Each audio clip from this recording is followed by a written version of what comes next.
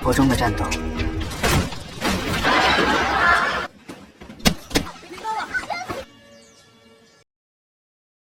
स्वागत है आपका स्वीट कॉम्बैट सीरीज में। इसके पहले एपिसोड की शुरुआत में फेंग्यू नाम की एक लड़की को दिखाया जाता है जो राज्य की सबसे अच्छी महिला एमएमए फाइटर होती है। उसने अभी कुछ समय पहले ही ऑफिशियल मैचेस में हिस्सा लेना शुरू किया होता है, लेकिन उसके अभी तक बहुत से ना टूटे जाने वाले रिकॉर्ड रहे हैं। उसकी हाल ही में एक जीत ने मीडिया में बहुत ही सनसनी मचा दी होती है, जिसकी वजह से वो बहुत ही ज्यादा मशहूर हो जाती है। एक फ्लैशबैक में दिखाया जाता है कि फेंग्यू अपने अमीर दादा को बता रही होती है कि उसको एक योद्धा बनना है, लेकिन उससे हमेशा से ये उम्मीद की जाती थी कि वो अपने परिवार के कारोबार को आगे बढ़ाएगी और उनकी मदद करेगी।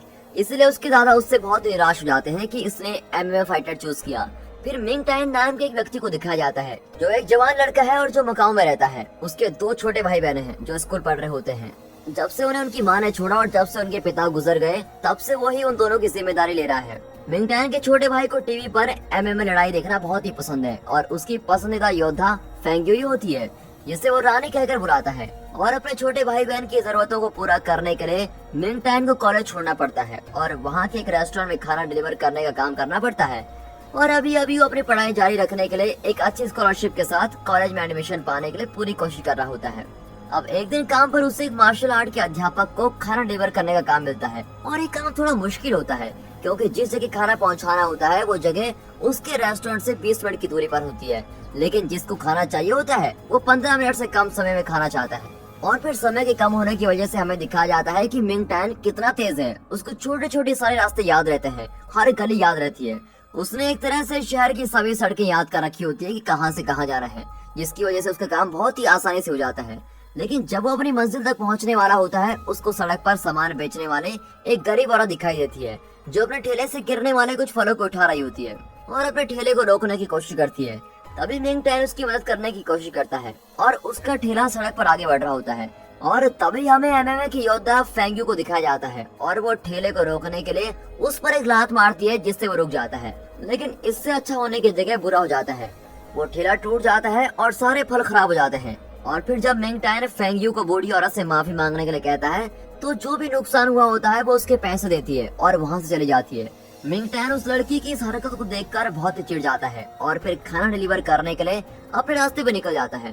फिर फेंग्यू अपने पुराने मार्शल आर्ट टीचर के पास जाती है और उनसे मदद मांगती है। उसके परिवार वाले उस पर एमएमए छोड़ने के लिए दबाव डाल रहे होते हैं और वो उसे अपना कारोबार में शामिल करना चाहते हैं। और फिर कुछ देर सोचने के बाद वो फैसला करते हैं। फेंग्यू फैसला करती है कि वो अपने लड़ने के करियर को जारी रखेगी, जबकि यहाँ दिखाते हैं तो मिंग टाइन अपनी पढ़ाई के लिए दूसरे राज्य में जाने का फैसला करता है। मिंग टाइन का मालिक बहुत ही अच्छा आदमी होता है जो उसकी दूसरे राज्य में जाने में मदद करता है और मिंग टाइन जिस जगह जा रहा होता है उसका मालिक उसे वहाँ एक डिलीवरी बॉय का काम भी दिला देता है।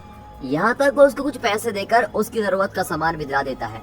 अब अगले सीन में मिंग टाइन और उसके भाई बहन एक नए घर में रहने जाते हैं। हालांकि उनके पड़ोसी अच्छे नहीं होते और घर के अंदर की चीजें काफी घरेलू होती हैं, इसलिए उसके छोटे भाई बहन उस जगह को बहुत ही पसंद करते हैं, जिसकी वजह से मिंग टाइन बहुत ही खुश हो जाता है।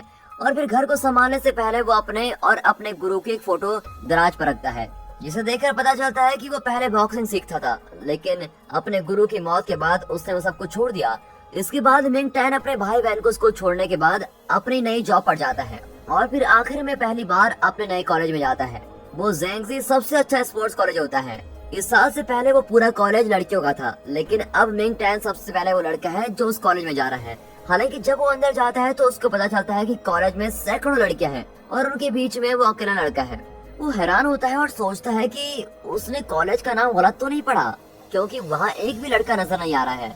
सभी लड़कियों को वो इकलौता अच्छा लग रहा होता है और वो बहुत ही सुंदर भी होता है, जिसकी वजह से उसे और दिक्कत होती है।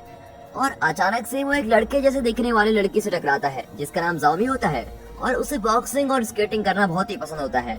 मिंग टाइन धोखा खा जाता है और उसे लड़का समझ लेता है और उससे तुरंत बात करना शुरू कर देता है कि वो कितना खुशकिस्मत है कि उसे अपने अलावा कोई और लड़का वहाँ पर मिला। लेकिन जाओमी उसकी बात को 2 मिनट में गलत कर देती है जब वो अपनी गुलाबी क्लिप निकालती है और अपने सर पर लगाती है। और फिर हैरान मिंग टाइन उससे माफी मांगता है और वो घूरते हुए वहाँ से स्केटिंग करते निकल जाती है। तभी कॉलेज के प्रिंसिपल और एक टीचर जिनका नाम मिस्टर वैंग होता है वो परेशान होते हैं, क्योंकि अभी तक कॉलेज में 10 लड़कों ने एडमिशन लिया होता है। लेकिन कॉलेज में कुछ देर घूमने और वहाँ सिर्फ लड़कियों को देखने के बाद सभी ने वहाँ से किसी और कॉलेज में जाने का फैसला कर लिया है और अब सिर्फ मिंग टाइन ही अकेला वहाँ पर रह गया होता है। कॉलेज के प्रिंसिपल मिस्टर वैंग को आदेश देते हैं कि वो चाहे कुछ भी करें, वो लड़का कॉलेज छोड़कर न जाए। उन्हें अपने कॉलेज को और आगे बढ़ाना होता है और उसके लिए कॉलेज में लड़कों का होना बहुत ही जरूरी होता है। अब बाहर लड़कियां मिंग टैन को देखकर पागल होना शुरू हो जाती हैं। वो उसका रास्ता रोकती हैं और उसकी मदद करने के लिए कहती हैं, जिसकी उसको कोई जरूरत नहीं होती। एक लड़की और जाओमी में सिर्फ इस चीज के पीछे बहस हो जाती है कि उनमें से कौन मिंग टैन को प्रिंसिपल के ऑफिस ले जाएगा, और उनकी बहस तभी खत्म होती है जब वो वहाँ थोड़ी चालाकी दिखाता है और वहाँ से भाग जाता है। वो कॉलेज में इधर उधर घूम रहा होता है, तभी उसके सामने फेंग्यू आ जाती है और वो अचानक उसे मकाओ की अजीब सी लड़की के रूप में पहचान लेता है। वो गलती से अपने बैग से उसका हाथ काट देती है और माफी मांगने की जगह उसके हाथ पर पट्टी बंधवाने के लिए उसको पैसे देती है। मिंग टैन उसके इस बर्ताव से बहुत गुस्सा होता है और वो उसे कहता है कि वो उससे माफी मांगे, लेकिन उस लड़की के लिए माफी से बढ़कर पैसे होते हैं। और वहाँ से जाने से पहले मिंग टैन उसको सनकी कहता है, जिसकी वजह से फेंग्यू को अपने बचपन की याद आ जाती है। अब एक फ्लैशबैक में हमको दिखाया जाता है कि फेंग्यू ने उस ठेले को लात एक छोटी लड़की को बचाने के लिए मारी थी, जो उसके सामने सड़क को पार कर रही थी। उसके इरादे नेक होते हैं, लेकिन इस वजह से सड़क पर सामान बेचने वाली बूढ़ी औरत को बहुत ही नुकसान होता है। अब क्लास में मिंग टैन कई लड़कियों के बीच बैठा होता है और ये साफ होता है कि इस चीज से उसको परेशानी होती है। भले ही वो ऐसी कोई हरकतें नहीं करता जिससे क्लास का ध्यान उसकी ओर जाए, पर फिर भी सारी लड़कियां उसको घूर रही होती है।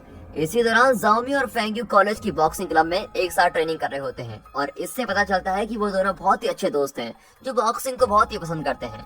जाओमी देखती है कि फेंग्यू थोड़ा परेशान लग रही है, इसलिए वो उससे पूछती है क्या हुआ है, और फेंग्यू बताती है कि नए लड़के की कई बातों की वजह से वो अपने व्यवहार के बारे में सोचने पर मजबूर हो गई है। अब अगले सीन में वो अपने घर पर होती है और मिंग टैन के बारे में सोच रही होती है। तभी एक बार फिर से फ्लैशबैक में दिखाते हैं कि जब वो छोटी थी उसके माता पिता ये नहीं मानते थे कि वो एक लड़की है और उन्हें हमेशा से ही लड़का चाहिए था। इसलिए जब वो पैदा हुई उन्होंने उसके साथ ऐसा बर्ताव किया जैसा कि वो एक लड़का है, और यहाँ तक कि उसे अपने बाल बढ़ाने और लड़कियों जैसे कपड़े पहनने भी नहीं दिए। और तब उसके भोले दिमाग ने ये बात नहीं समझी कि वो एक लड़की है। और जब उसके छोटे भाई ने जन्म लिया उसके बाद ही उसके माता पिता ने उसको लड़कियों जैसा रहने दिया। वो उस समय बहुत ही खुश हुई थी कि अब वो लड़कियों की तरह जी सकती है, इसीलिए वो उस लड़की के पास एक तोहफा लेकर गई थी जिसको वो पसंद करती थी। लेकिन उसके सभी दोस्तों ने आज तक ये सोचा था कि वो तो एक लड़का है, इसलिए वो उसको पागल बुलाने लग जाते हैं। और ये घटना उसको हमेशा बहुत ही परेशान करती रहती है, जिसकी वजह से उसे अभी भी ये पहचानने में दिक्कत होती है कि वो लड़का है या लड़की। इसी दौरान मिंग टैन के घर पर उसका छोटा भाई नींद से अपने बिस्तर में उठता है और हवा में मुक्का मारने लगता है। मिंग टैन उसकी इस बात पर हंसता है और तभी उसको याद आता है कि जिस लड़की के साथ उसकी बहस हुई थी उस लड़की को उसका छोटा भाई बहुत ही पसंद करता है। वो फिर सोचता है कि फेंग्यू की आंखें उसकी माँ की आंखों जैसी है, जिसकी वजह से उसको और भी गुस्सा आता है। अब उसी दिन कॉलेज में मिंग टैन को लगातार लड़कियां बहुत ही परेशान करती है, जिसकी वजह से उसका पढ़ाई पर ध्यान नहीं लगता।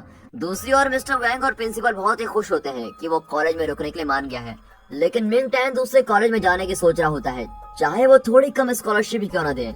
अब इस कॉलेज की ये खासियत होती है कि उसमें अलग अलग स्पोर्ट्स क्लब होते हैं और यहाँ के ज्यादातर विद्यार्थी पढ़ाई से ज्यादा वक्त क्लब में बिताते हैं। क्लब में उनकी योग्यता और उनकी स्किल्स को बेहतर किया जाता है और वो अपनी योग्यता को अंतर्राष्ट्रीय स्तर पर दिखा सकते हैं। कुछ लड़कियां बॉक्सिंग करती है, कुछ टेक्वांडो, कुछ जिम्नास्ट, और फेंग्यू और जाओमी बॉक्सिंग क्लब में होते हैं। सभी नए विद्यार्थियों को क्लब का दौरा करने के लिए कहा जाता है ताकि उन्हें जो क्लब पसंद आए उसमें वो शामिल हो जाएं। मिंग टैन बॉक्सिंग क्लब में जाता है और जाओमी और फेंग्यू को लड़ते हुए देखता है।